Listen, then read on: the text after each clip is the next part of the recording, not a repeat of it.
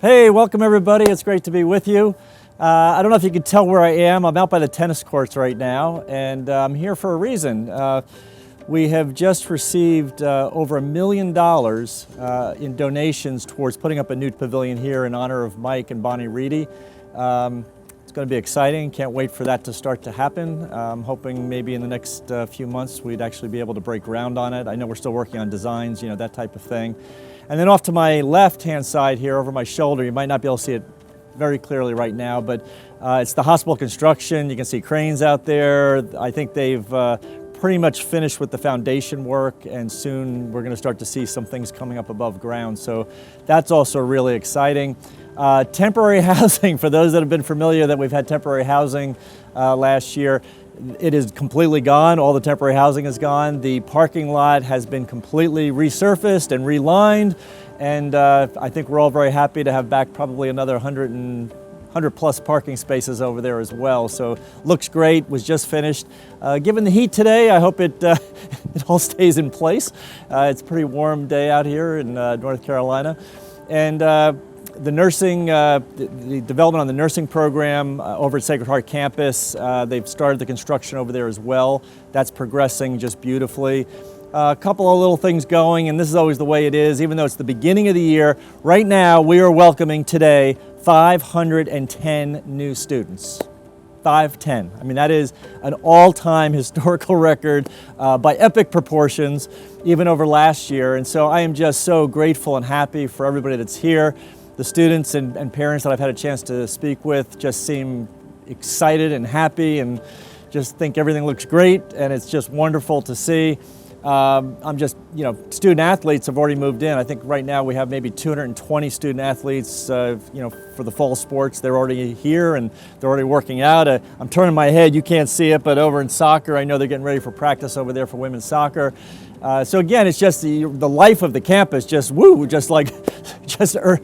shot way back up from what it was in the quiet weeks of the midsummer. So just again, wonderful things happening.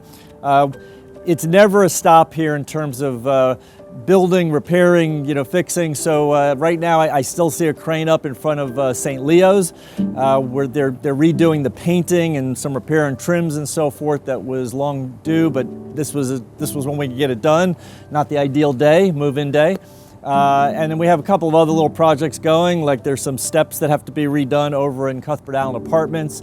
And so in the interim, some students, I think right now, are in hotels, and we have some that will be living off campus. So we're trying to move as quickly as we can, but sometimes these things just happen, and when they happen, it's not always the ideal time.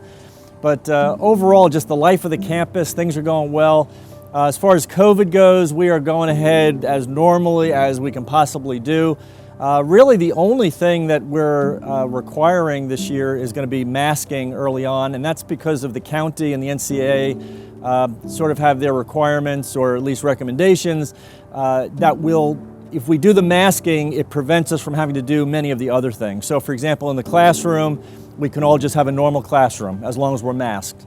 I don't like the masking, but I understand it. So we do the mask so that we can avoid having to go through incredible quarantines, because if one person were positive in a classroom, then not only that entire class, but if that person had gone, let's say, to 3 or 4 other classes during the day, all of those students would have to be quarantined, at least those that have not been vaccinated. So it could be quite high in the numbers. So to avoid all of that, we're right now going to do the masking indoors, and that's about it. So other than that, we've asked people in the beginning of the year, there's still a little time left for those that are returning, that are watching this maybe, that you send in just to notify the Wellness Center whether you've been vaccinated or not. It's confidential, it's not being spread anywhere. It's basically just so that we can actually follow the regulations and the rules by the county, so that if there is a need for quarantining, we know who's been vaccinated, who's not been. So other than that, I do feel like we're coming back to normal. I know there's some issues with the whole Delta variant and the Delta Plus, and